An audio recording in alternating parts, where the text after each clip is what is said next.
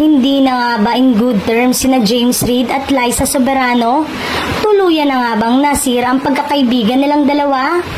Matatandang lumipat ng careless management si Liza na pag-aari ni James at ng sinasabing kasosyo nito na si Jeffrey O nang umalis siya sa poder ng dating manager na si OG Diaz. Ito ang report ni OG sa Showbiz Update vlog nila ni Mama Loy kasama si Tita Jegs na mapapanood sa YouTube. Ang balita nga ay parang hindi na magkaibigan itong si James Reid at Liza dahil sa pag-unfollow ni Liza sa Careless. Ibig sabihin lang ay ayaw na niyang magkaroon ng koneksyon sa Careless sa pag-aari ni James Reid. At ang balita ay si Liza ay nandoon at naniniwala kay Jeffrey O na ngayon yata ay nasa US. Matatandang napabalita na nagkakamabutihan umano sina Liza at Jeffrey na ayon sa source ay siya ring dahilan kaya nakipaghiwalay ang aktres sa boyfriend niyang si Enrique Hill.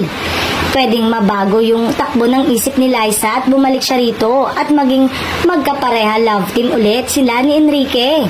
Dahil feeling ko ay naghihintay din naman si Enrique kay Liza dahil grabe ang lalim ng pagmamahal ni Enrique kay Liza.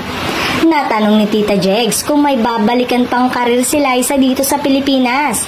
Feeling ko naman may babalikan pa si Liza kung talagang buo ang loob niya.